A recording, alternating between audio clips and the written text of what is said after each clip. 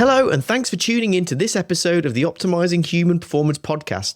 I'm Martin Jones, and today we're diving into another very important topic, traumatic brain injury. The top part of the skull is nice and smooth on the inside. The bottom part of the skull, the bit that the brain sits on, is not smooth. So effectively, in these kinds of injuries, the brain is like jelly on the cheese grater.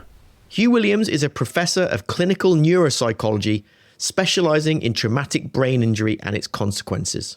You've got an increased risk of becoming somebody who commits a violent act, and that risk is about 2 to 3 times greater. But also, you're 2 to 3 times more likely to kill yourself. We discuss the difficulties people experience after a brain injury, the risks of repetitive head traumas, and the techniques for monitoring brain health. Diffuse tensor imaging gives you a readout of how well connected and how strong the signalling is along these pathways. So it's a bit like, when you're checking the electrics in your house, but for your brain.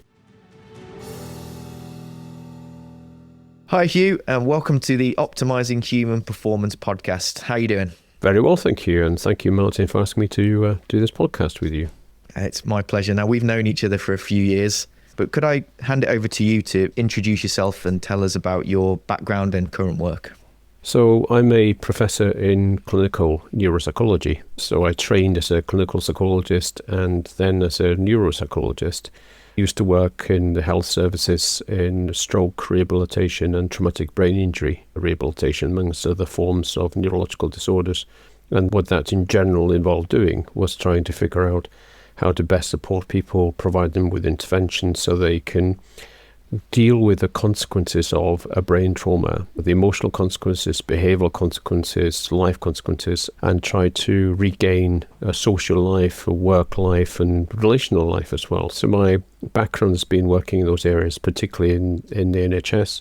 I then switched into being an academic, and in our research we've looked at who has brain trauma, at what ages it's more likely to happen, and what the consequences of brain trauma are in terms of the impacts on the brain, what the impacts are on people's ability to be in society, and then work across from looking at sports concussions. I've done a little bit of work with some of the national squads, and all the way through to rehabilitation of kids around being able to stay in school. And sadly, one of the big negative consequences of traumatic brain injury is coming into contact with the law. And we have research showing that a vast majority of people who end up in our criminal justice system have at some point had a brain injury, which has an impact on their ability to function in society, and often they may get exploited by others. So a range of different areas I've been involved with. A very interesting career. You've done a lot of stuff. Can we go back to this label, a clinical neuropsychologist? What is that? Okay, so a clinical neuropsychologist is somebody who typically has done a doctorate in clinical psychology, so that's being able to understand theory and practice to work with people with anxiety, depression, psychosis, dementia, and so on and so forth, but then specializing in neurosciences and an understanding of brain systems and how brain systems can be affected and how to assess for and treat when there's injury or illness that affects the brain. So I mentioned strokes, for example, how a stroke may manifest and then the impact of that. So we also assess for whether someone's current functioning is affected by illness or injury to the brain, and then try to design a rehabilitation program around their needs. It may be useful to describe a couple of cases so that gives people a kind of an understanding of the kind of work. So I'm just thinking of one of our patients. He was driving along one night with his girlfriend in the car, and he comes around the bend and someone's driving a sports car and crashes straight into them. He's there and his girlfriend is lying next to him, bloodied and dying. He then falls into unconsciousness, and for a few weeks he's in hospital, and after about a year or so he manages to get a referral through to our unit, and we then provide support and help and rehabilitation.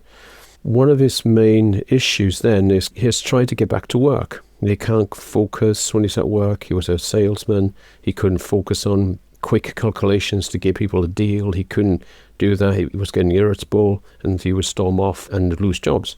And that was then rather on repeat. And also he felt really guilty and bad because he had survived, his girlfriend hadn't, and he had effectively what we call survivor guilt. So he has a combination of problems to do with the impact of the brain trauma on his decision making, that he couldn't hold something in mind, he couldn't plan and coordinate, he couldn't think as quickly as he used to be able to. He also had all the emotional consequences, so the survivor guilt, but also he couldn't drive at night anymore because he had this intrusive thoughts about what might happen. He was very tentative about being around other people, and he had this sort of sense that he just lets people down. He had overgeneralized this sort of sense of, I'm somebody who lets people down. In short, it was about building up his abilities to be able to pay attention, to split his attention between things, to be able to find roles he could do. But around the trauma, the interesting thing was that island of memory he had, he couldn't access that island properly. He would get overwhelmed and get highly agitated. But he's now learned to use breathing exercises to calm himself down, calm the heart rate down, and so on. He's able to explore that memory and disconnect that memory from the emotional undertow, or drag him back to the moment and make him feel horrendous. And you started then to move on and be able to grieve, but also able to allow himself some space to move on in his life and be better able to record things. Like when he was having intrusive thoughts, he could come in and tell me, in my diary shows that I got intrusive thoughts. What happened then? I had seen a crash on TV. Then how do we manage that? This is how we manage it. And so he's able to rebuild his life and not go down the route of drinking too much to cope and using weed for coping, because that's what he had ended up kind of doing. So that gives you an idea that as a neuropsychologist, clinical neuropsychologist, I'm trying to both understand the impact on his cognition, being able to pay attention to things, remember and plan ahead, but also the emotional aspects of his life and how to try to rebuild his life and the goals with him that he can move towards in terms of work and a social life. So we've got two main kinds of traumatic brain injuries in terms of causation. We've got closed or blunt head injuries where the car comes to a sudden stop, the brain moves around inside the skull, and there's various movements that leads to contusions and lacerations inside the brain, leading to kind of problems, and then a build-up and swelling inside the brain leading to unconsciousness. So you've got that kind of closed head injury. Penetrating injuries, when there's a missile or a wound, so a bullet or a knife. I can tell you about another client who had a penetrating injury. And in this second case, a young woman, let's call her Katie, is on a train and someone walks past, and then she feels a sudden impact on her head. As he'd gone by her, he's stabbed her in the head. The knife is a large hunting knife. And in her case, she did not lose consciousness, but she had an impact to the brain which impacted on her visual cortex. So not being able to see in the full visual field. So in her case, there was that one problem of the visual field and ability to pay attention to two things at the same time because of the visual field problem. Then the other thing, of course, significant post-traumatic stress. So it's important in her case to build up a pattern of rehabilitation around being able to give her a sense of control in her life, which we were able to do. And she was able to get back to her life through the cognitive behaviour therapy and neuro-rehabilitation. So you've got the two main forms of brain trauma there, penetrating injuries and closed head injuries, within which people can develop post-traumatic stress disorder. Wow, there's some start to a podcast. We went through a few different consequences of those brain injuries there, both the cognitive, the emotional, I guess there's behavioural outcomes as well. I mean, what are the common things that you tend to observe in people that have had these traumatic brain injuries? Is there a common thing, or is it different for different people? That's a very good question. There's so many variations. The age at which an injury happens, the site of injury, and then the response at the time. So one of the big complicating factors is the context. You just heard about two there, where there's the complication of someone doing something to you, and that often leads to a lack of feeling of just world and so on and so forth. There's the emotional side. On the more pure brain side, one of the set of typical findings would be around the frontal temporal regions of the brain. Now, if you imagine the brain, it has two hemispheres, and in those hemispheres there's four major lobes in each, and you've got your occipital lobe right at the back that deals with vision. You've got your parietal lobes above those that deals with visual, spatial, 3D kind of processing, and then you've got the temporal lobes on the side of the skull, behind your ears effectively, and they deal with memory. And then towards the front of the brain, you get frontal lobes, and your frontal lobes take up about a third of the overall size. And the frontal lobes are super complicated, and they deal with planning and impulse control and consciousness. So effectively, it's your frontal lobes that writes the music of your day-to-day life and conducts the orchestra of your everyday life and brings it all together. And in a brain injury, you get a bit of discordant music and discordant kind of orchestra in a way, because nothing is working as well as it used to.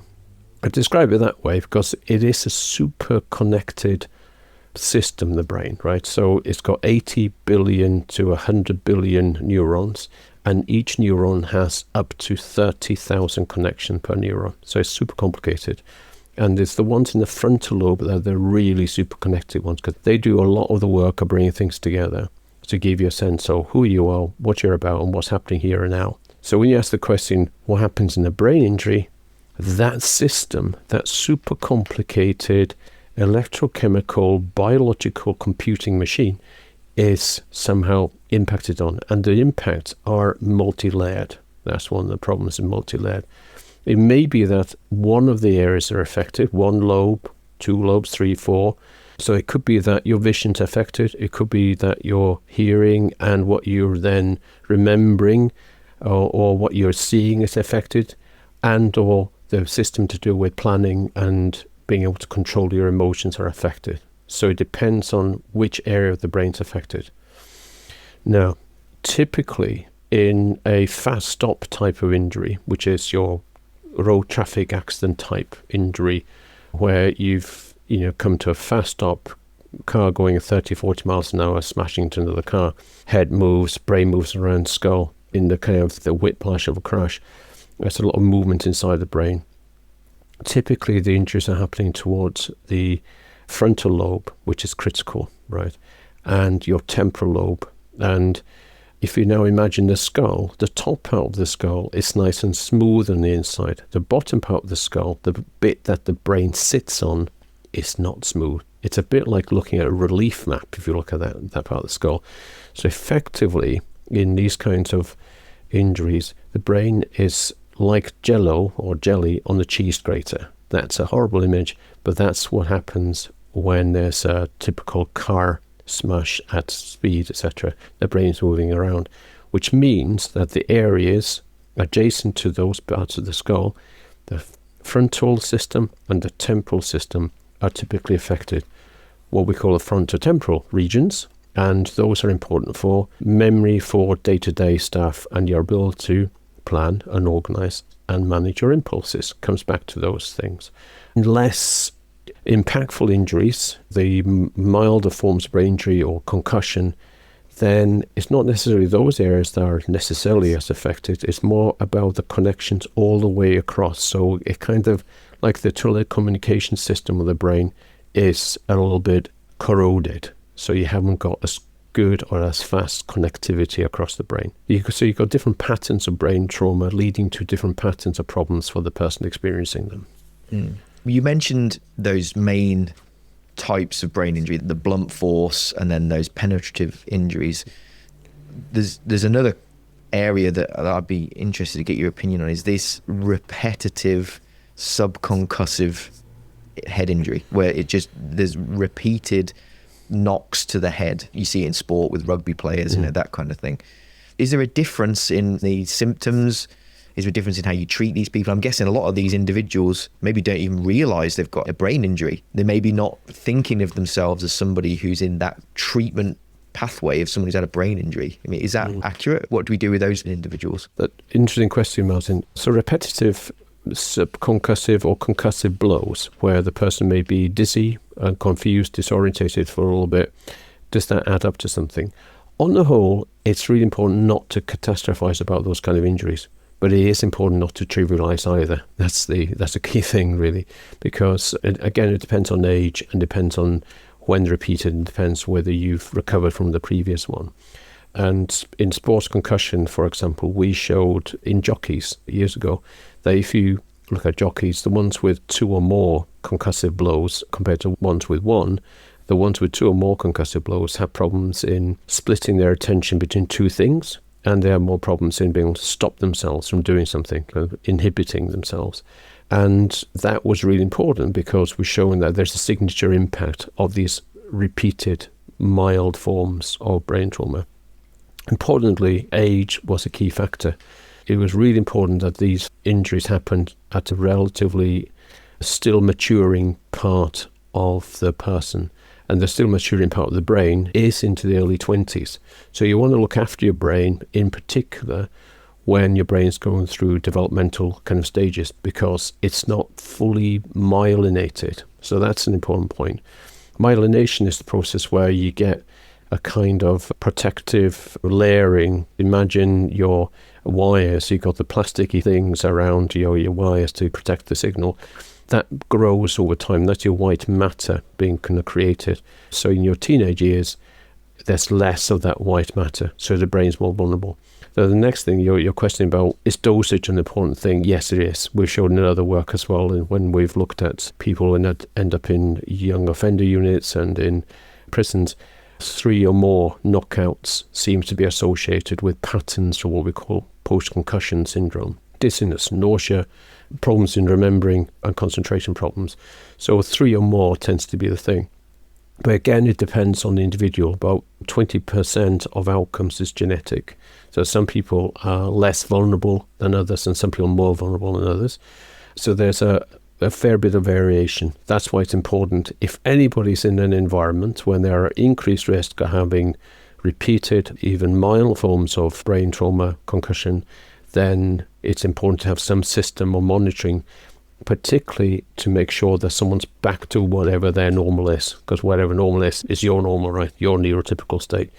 And we see that in rugby, for example, that, it's really important to have someone who can check on, are you back to your state? Because you do not want second impact syndrome, which we think is that the brain is more vulnerable to further injury when it still hasn't fully recovered from the first one. Mm.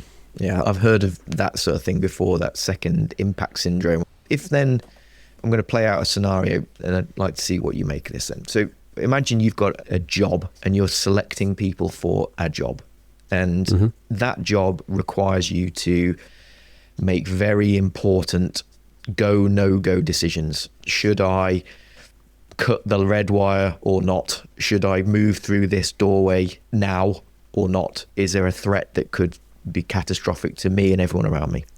So you've got these very important decisions.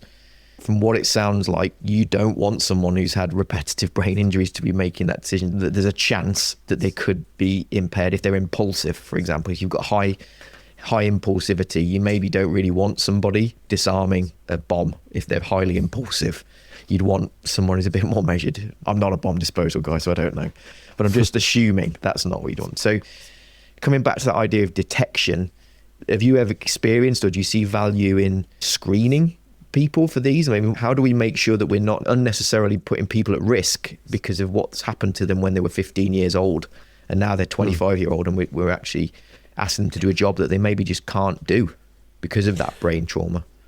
That's an incredibly important point, Martin. And I guess there's 2 immediate points to spring to mind. One, you do want to make sure that the people doing these jobs, as you described, are capable of doing them without risk to themselves or others. But secondly, the ability to do some of these jobs may well also be down to having the kind of aptitude and attitude that will put them in a situation that they are actually very well set for. Their settings are good for it. So you want to probably make sure that you have a way of measuring, because I think, judging by your question, I think the people doing these kinds of roles will, one way or another, be experiencing these kinds of blows one way or another over time. So then it's the case of making sure there's a system in place to check on the back to your normal. And that normal is your baseline. So in sports concussion, a very nice example is there's an annual baseline check. So in rugby, for example, and then if you're exposed to a concussion in a match, then there's a check to see whether the next few days or week you are back to your normal. The important thing is that you may then develop a pattern over time of you don't really want to have more than your exposure level. So it's about exposure levels so that you don't want your decision making to get impaired.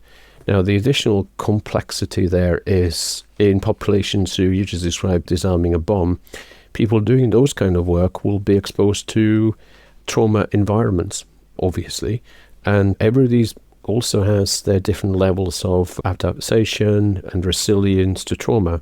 But some forms of experiences are incredibly difficult not to be traumatized to some extent or another. It's very difficult not to. It's the thing that does intrude into people's consciousness. And so you probably need to be checking both on the concussive side of things and the bill for trauma. We've done work with the police that's interesting in this area, where you find that if the people have been in the role for longer, the more build-up of traumatic events, they're going to the road traffic accidents where a child has died, turning up to a domestic violence situation where it's very hard to understand who's actually causing most of the issues, but how to disentangle kind of what's going on, and then having someone attack you in that, etc. So there's things that build up, and then over time, if you can't have a system around you to help you process and deal with that, it's harder for you to then cope with those situations. So in our work would suggest, for example, that people start to have relationships fray and become more insular and not be able to talk about things because there's then a fear about letting people know that you are suffering. And I think it's important in all these roles to acknowledge that these are potentially roles carrying these risks and they need to be managed. Thank you. On the screening side of things, you mentioned we're trying to find somebody's baseline to find out whether they go back to their baseline. Can we just discuss what that looks like? How do you screen for these things? Okay, if we think about, again, back to the brain, it's an approach and avoidance system. You want to approach things that are good for you, avoid the things that's dangerous. And so the approach avoidance system is also called the central executive and the default mode network. It's where your brain goes to when you don't have to think about something. And what we find with brain trauma is that there's a buildup of corrosion in that sort of system. So what you want to try to do is use tests that tap into those skills. There's computerized test systems out there that you can do a quick screener that tests attention, concentration, and response inhibition. That's the ability to not do something when you've been told to not do that. So press the red button if there's a green background, but not when there's a loud noise going off. So you have to hold a number of things in mind. And having a system like that is quite useful to then add that towards other things like checking for trauma or misuse of alcohol or drugs. People often misuse alcohol or drugs as a coping mechanism, right? So it's kind of useful to have a look at that. So that's on the neuropsychological testing. So it's just neuroimaging that we can do. So if you want to just ensure that they are fit and healthy, neuroimaging can be done when there's cost with that. But then again, there's cost to not doing it. So I can tell you more about that if you like. Let's do that. Let's do a deep dive. What are the costs of not doing that stuff? Okay. So the costs of not doing, you have people who are put into situations where things you just described, really high value in terms of human value environments as well as cost. And so in sports concussion, where you would routinely use neuroimaging, diffuse tensor imaging increasingly is coming into use over time to check on whether players, rugby players, for example, would have the build-up of degradation of the diffuse matter tracts. Again, think of the brain as a connectome. So everything is kind of super connected. And you have these long pathways from your frontal lobes all the way back to your parietal lobes and so on. So diffuse matter tracts, these are the connective tissues that run along the brain and throughout the brain. The most visible is the corpus callosum, which is the diffuse matter tract that links up the two hemispheres. And you can visualize it quite easily because it's the bridge between the two halves of the brain. So it's these fascicula that we think are particularly degraded with multiple kind of concussions because the walls start to kind of fray. Because if you imagine, if you're pulling on something elastic and it goes back after the tension's gone, over time, it just loses its ability to reorganize and get back.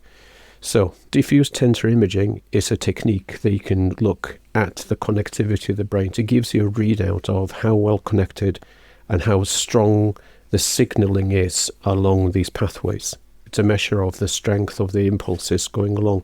So it's a bit like, when you're checking the electrics in your house, but for your brain. Also, fMRI, functional magnetic imaging, you can look at parts of the brain and which part of the brain are active when you're doing something. There's a study in Canadian hockey players showing that when you look at their brain in action when they're doing cognitive tasks, the ones who had recently been concussed compared to the ones who have not been concussed, the ones who've been recently concussed are still doing okay on the cognitive task, the ability to pay attention to one thing and another, etc. But they're using more of the brain to achieve that outcome, right? So that it's more effortful. It's no wonder they're feeling more tired after they've been concentrating a lot. So it would be sensible if I was in charge of a system that asked people to do some pretty difficult cognitive tasks in extreme environments and pressure, I would be trying to make sure that we had a system that would incorporate some diffuse tensor imaging for the infrastructure and some fMRI for actual activity in the brain to then understand what we need to do in terms of any rehabilitative efforts. It always comes down to cost ultimately, doesn't it? That sounds like an expensive thing to do. Whereas the computerized tests, I'm guessing, they don't do the same thing, but they give you an indication of if someone is trending in the wrong directions, I'm guessing. That's a good point. So costs, there are now, this is quite a good thing, in fact. My colleague Tony Belly in Birmingham is particularly well associated with this. It's looking at what we call biomarkers for injury. So you could do the neuroimaging. You may want to do the neuroimaging in a sample of the population to see what's your population like, right? But then you can have a biomarker, which is like a pinprick blood test. So just a pinprick of blood, stick that into your machine, and then that will tell you with a fair amount of sensitivity and specificity. In other words, that is specific to a brain injury, and that is sensitive to show that it's over a threshold, that the protein markers of brain trauma are present 80% of the time, for example. So a screening system would be the sensible thing. And if it is positive, then you may want to track a person over time to make sure that they're back to their normal, because the biomarker proteins will change over time. And maybe you want to have more in-depth screening if that's positive. Also, of course, there's neuropsychological-based screening tools. Just asking the questions. Have you been knocked out for a period of time? How long for? And it's interesting in, for example, the military, there's been work showing that dizziness has been one of the key early signs. Did you feel dizzy?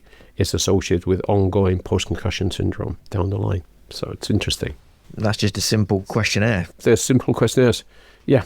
In my other work, we were behind research showing that more than 60% of people who end up in prisons have a brain injury. 20% of people in prison have a moderate to severe brain injury, so they've been knocked out for long enough to give them a lifelong change to their brains. And the other 30-40% have repeated brain injuries. And sadly, we found that that's associated with being in prison younger as well, 16 years of age versus 21. So it's a big problem in that population. But what we ended up doing is the Ministry of Justice mandated that all prisoners be screened for a head injury or traumatic brain injury so that they can then know that there's a risk of potentially not being able to be rehabilitated properly within prison. And then secondly, that there be a way at least of trying to put in more support around suicide prevention. And that, I guess, Martin, is a really important point to get across. When we talk about brain injury, there's two very big negative outcomes that our work has been linked with, but also some very good work in Sweden and Denmark. Total population studies looking at millions of people showing that you've got an increased risk of becoming somebody who commits a violent act after a traumatic brain injury, and that risk is about 2 to 3 times greater. So you're 2 to 3 times more likely, but also you're 2 to 3 times more likely to kill yourself. And that is something that I think we need to be much more mindful of about putting in that early support, because I think what tends to happen is there's a cascade effect. So one's maybe not as good as relating to others, maybe bottling things up and then losing it, so being more impulsive. And one key part of a brain trauma that seems to be associated with these problems is what we call dysexecutive syndrome. So that's the difficulties in inhibiting oneself, stopping oneself from doing something that you feel a strong urge to do, and not being able to plan ahead more effectively for things. So that's the key thing. So some form of screening, some form of early advice and support to try to provide for better linkages to get even more advice is kind of needed, particularly in populations that are exposed to assaults, accidents involving motor vehicles, explosions, the presence of post-traumatic stress disorder.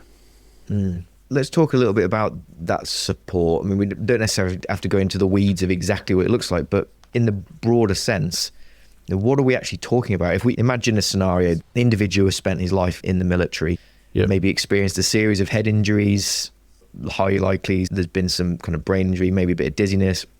We recognise it's happened, and now we're going to start saying, right, here's something that we need to do to support you through that trauma, that experience, whatever it is that's happened. Like, what does it actually look like when we're trying to help these people? I suppose one thing to say there is that I hope that there is support out there for people, that they can reach that support. It is very difficult to get that support in general.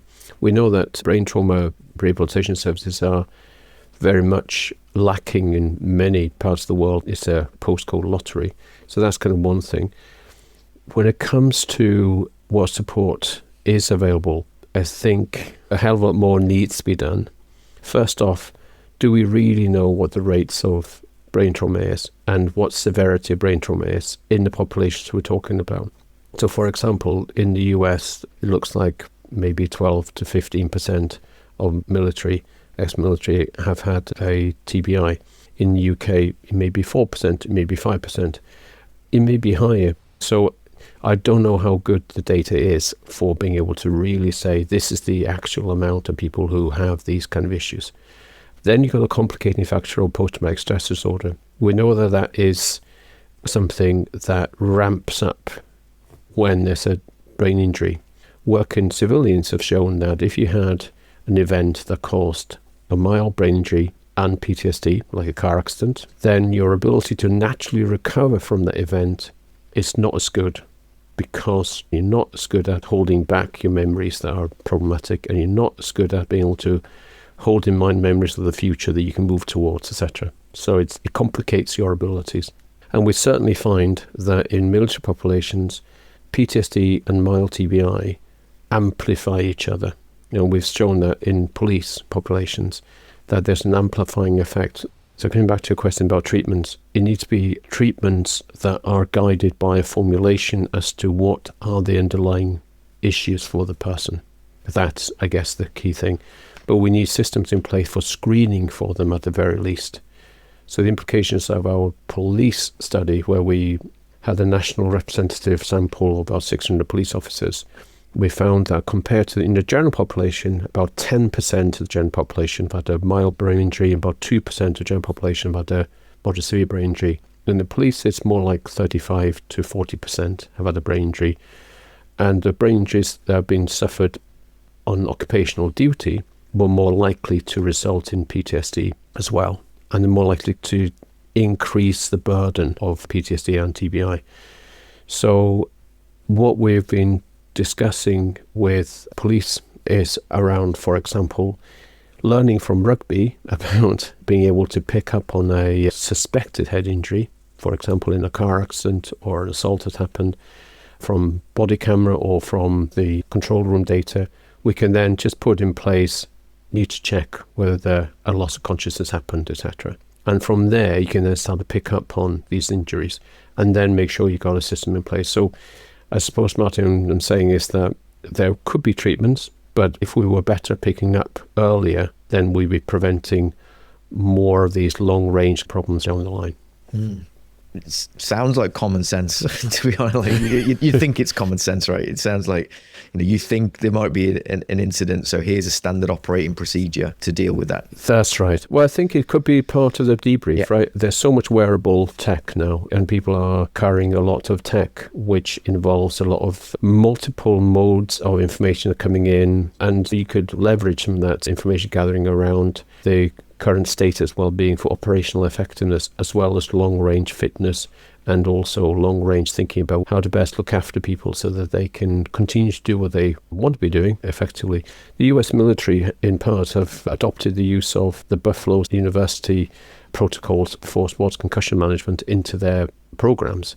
And that's actually been beneficial. And so randomized controlled trials showing how you can improve your return to play in sports can be applied in military.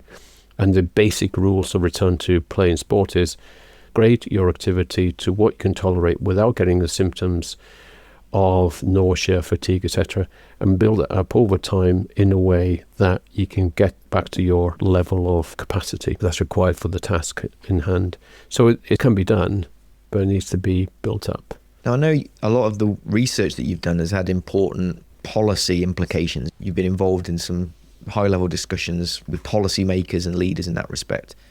So if we've got some of those leaders listening to this podcast, people in positions of influence, what kind of information is essential for these people to really understand so that they can optimize the performance of their people and protect their people longer term? I think not ignoring things like mild brain traumas and learning that they're there, they are there, they can build up over time, even in the most resilient populations. And there are approaches that can be utilized alongside basic training and rehabilitation that can offset the risk of further problems. What we do not want to do is to allow situations to occur where people's problems are being ignored and then they become greater and bigger. And over time, someone flips from being somebody who is having a productive and contributory life to then end up being incarcerated for doing something in civilian life, for example. Worst case scenario, very expensive in human terms, expensive economically. So we've been doing some work with the Ministry of Justice, but more broadly with UN around conventions of the rights of people with disability and UN Convention of the Rights of Children and so on. And I guess it's about trying to get across that brain trauma is highly prevalent, can be managed, aspects of it can be prevented, and aspects of it can be ameliorated with earlier, better interventions. And we can learn a lot from what's been happening in sports, and we can implement some of that. And also we can learn a lot from debrief forms of therapies around PTSD. And the important point there is that there's no point in giving debrief to everybody. It's important to specify for whom it's important. So better systems around those elements of well-being are important. In our police study, we did end up doing some interesting machine learning on what were the key things that occupational health and so on could be picking up on to then trigger the next question to the next question to then build a pathway of support. I think learning from what we can do around prevention, early intervention, and optimizing effectiveness is vital. Spending to look after people in those environments are fantastically important because it saves on spending in other parts of society down the line. There's a common saying that I've come across a number of times that humans are more important than hardware. Precisely. Your investment is in the people. And I guess if you've spent millions of pounds training an individual, I'm sure there's economists who've quantified the cost of training police officers or people in these high stress, high responsibility roles. It costs millions to get them to the stage where they're able to do the jobs that we need them to do. So it sounds a good investment to look after that person and ensure that that investment is protected with, like you said, screening, support, enabling people to stay at the level that we need them at. Precisely. One of my close and unfortunately now deceased colleague, General Lord Ramsbotham, he would always say, people are not things. People are not things. And it's trying to make sure, exactly as you say, that the incredibly valuable resource of people are supported and when in need of some form of ameliorative support, get it so they can continue doing what they are good at doing, or probably the best at doing effectively. Increasingly, I think that is an argument that should be taken into account as we are facing multiple forms of demand. I usually throw in a hand grenade question every now and then. So here's yours, Huw. Here's yours. Okay. When you've put forward these policy advancements or these ideas that you think should be written into concepts, doctrines, policies from your work in the Ministry of Justice or any other areas that you've got a vast career and worked in many different sectors? Is there anything that you would have loved to happen which is just has not happened? A policy change that to you is the thing that needs to happen, it just hasn't? Gosh, right. So I'm really still waiting for a proper implementation of the UN Convention of the Rights of the Child into UK law. It's happened in part in Wales more than a decade ago, which means in Wales there's better understanding of the requirements for looking after children more effectively and to give them less adverse lives and to improve outcomes. The Scottish Parliament adopted the UN Convention of the Child in total last year, which is great. And we're going to be working with the Scottish police around even things like armed response, how children understand or do not understand and need to understand. And that sounds complicated, but it is important because, if you've got an immature brain that's also been injured, how well are they going to be at understanding what the hell's going on in a very stressful environment?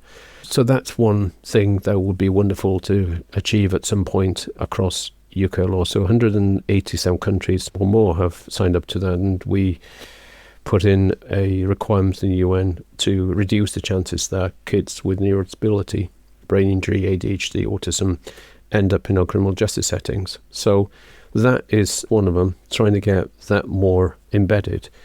When it comes to populations who are trying to protect our societies, I would really like to see some form of ETU's medical passport type scenario where people, particularly in military and out of military, have a very easy to use, straightforward way of accessing help and support when it's needed. And as a brain injury specialist, I would be incredibly keen to make sure that there's a system in place, because after any form of brain injury, there may be a denudation in the ability to really be able to coordinate and navigate life for oneself. There's a study of US military showing that in the years after the 9/11 atrocity, there's an increased risk of mortality by 11 in military with a TBI. The first form of mortality being due to accidents, the second being suicide. So what I would really like to see would be a system in place that ensured that people had a way of being supported without the red tape kind of strangling the process. Yeah, I think that would be great. A lot of work to be done, but that would be good. As you were talking then, one thing just popped into my head, that the nature of some of these organisations and cultures, there's a fear of missing out. Like, imagine you're that 25 to 30-year-old individual who is part of a high-performing culture, and they want to stay in that culture. They want to stay with that group at all costs. They don't want to miss out on the deployment, the exercise. They've entered these high-stress environments because they want to be that person who is kicking the door in, is doing the protecting of our society. Now, is there a risk if we start putting in these technologies, we start putting in these systems of detection, that they will just ignore them? Mm-hmm. For example, there might be some technologies you can clip to somebody, in rugby it's the mouth guard, or it might just be a sensor. Yep. They just remove them Yep. because they don't want to be removed from the culture, because they've been told that you need to step away and go through this graded Yep. support structure of re-exposure after a head injury. So if we've got that person sat here saying, I probably have got a head injury, but I don't want to get put into a rehabilitation system. I want to stay with my team. Is there anything that we can do, in your experience, to help win these people over, help them understand that avoiding the issue is the worst thing they can do? Maybe that's the hand grenade question. Maybe that's the real tough one. Okay, so what's the cost of inaction around not picking up on brain trauma? It's huge. We just mentioned death by suicide. We haven't been able to do a study on military and prisons yet, but I have a lurking kind of feeling that there may well be a problem around that. So the answer is culture shift and change within the environments. We need a culture shift of enablement and well-being.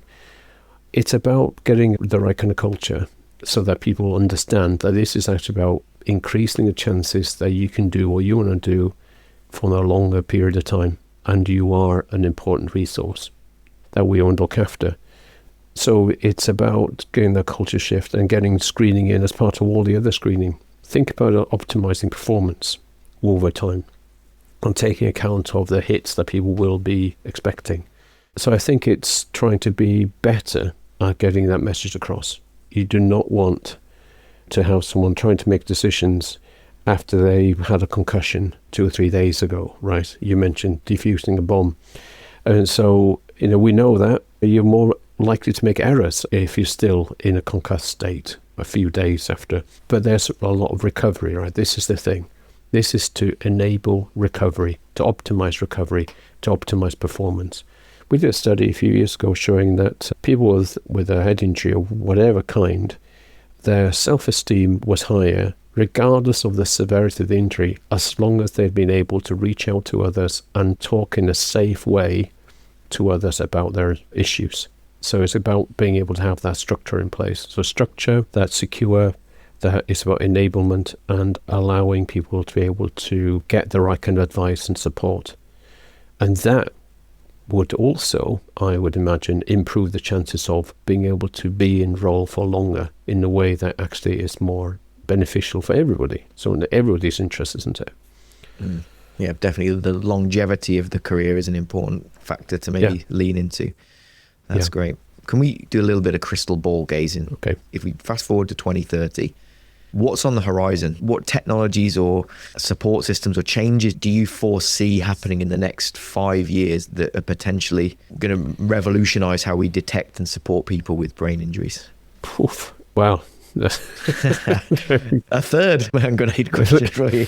So there's huge amounts of development in everybody's not so favoured letters, AI, right? The AI blizzard. But there's bound to be advances around AI enhanced healthcare that will then link data more effectively, and then you'll be able to kind of interpret what's going on more effectively, and that you can then put into training and all the rest of it. You can probably imagine that, preparing people for environments and then rehabilitating people for the environments they need to be in. It's a very close thing, isn't it? So I guess the use of AI, virtual and so on will become increasingly used and more scalable and more affordable. Currently, one of my colleagues in Cardiff has been doing some very nice work linking virtual reality with walking machines and so forth, so that people can be active whilst they're in kind of a virtual world, so that they can be exposed to your trauma and so on and so forth. So they're doing very nice work. So I think they're building on that kind of work and also building on work that also links to big data. So it's big data meets AI meets trying to have better understanding of the individual within the terrain they're going to be in. There's so much going on that is pretty exciting about how we could be even more precise in our delivery of medicine. So I guess in these areas that's relevant to us, we can be more thoughtful about how to look after brains. There's a lot of quite exciting stuff ahead. Indeed. Huw, this has been a fantastic conversation. I always feel privileged to talk to you because you're a world leader and you come out with some pearls of wisdom that I always value. What I like to do at the end of the episode is to hand it back to you, the guest, and just give us the final words. It can often be something that you'd like to reiterate, a key message, or maybe something new that you've not talked about that you think is particularly important. Well, thank you, Martin, for this opportunity to talk about some of the concerns that I have when it comes to the space of trying to look after people who fundamentally looking after our societies. What I would probably like to express is that it's in all our interests to try to ensure that we have the most operationally fit and also looked after kind of people, in the sense that we are relational beings. We are all people's friends, parents, children of, etc. And it's in this web of relationships that we have our sense of identity. And when you are in certain kind of groups, in military or police or whatever it is, you have your groups and you have identity. And it's really important to try to make sure that people feel they can reach out to the people in their groups in a safe way, to be able to seek advice, help and support, so they can navigate their way through sometimes some very difficult times. And I've certainly found when I was working clinically that the critical ingredient often was the ability of someone to say to me, I haven't told anybody this, but I fear this, or I am worried about that. Now, not everybody becomes a therapist, but being a friend, being an advisor, being a collaborative colleague that's mindful about how we can create a system that's caring is really important. And I guess back to my colleague, Lord Amsbotham, people are not things. And when we expect people to do the things that are very, very difficult to do, we need to be sure as a society to provide our support for them to do those things and to have a life after doing those things. I'll just mention one more thing. I've been working with a colleague, Dickie Bennett, with Breaking Ground Heritage, putting veterans into spaces that involves being in mud and digging stuff out of the ground and connecting with other veterans to talk about their stories. It's been de-traumatizing and enabling to use one's skills learnt in the military in a civilian environment. So the work that we were doing with Dickie is quite interesting, and I'm hoping to do more work with him around enhancing our ways in which we can put in those supports. That's great. Thank you, Huw. If people want to learn about your research or connect with you and see what you're doing in the future, what's the best way for them to do that? My details are at the University of Exeter. My profile page and my email address is w.h.williams@exeter.ac.uk. Okay, that's great. We can get all that stuff in the show notes so people can follow your research and learn more about the great stuff that you're doing. Huw, again, a big thank you for me. A fantastic episode. I've really enjoyed it. Thank you, and enjoy the rest of your day. Thank you very much. Cheers, Martin. Bye. That's it for this week's episode of the Optimizing Human Performance podcast. Thanks for tuning in, and if you found this valuable, take a moment to rate and review the podcast. If you know someone who'd benefit from today's conversation, then please share this with them. We're always keen to hear your thoughts. If you have feedback, guest suggestions, or topics that you'd love us to cover, then email us at info@ophp.co.uk or connect with us on LinkedIn. Until next time, keep striving, keep improving, and keep optimizing your performance.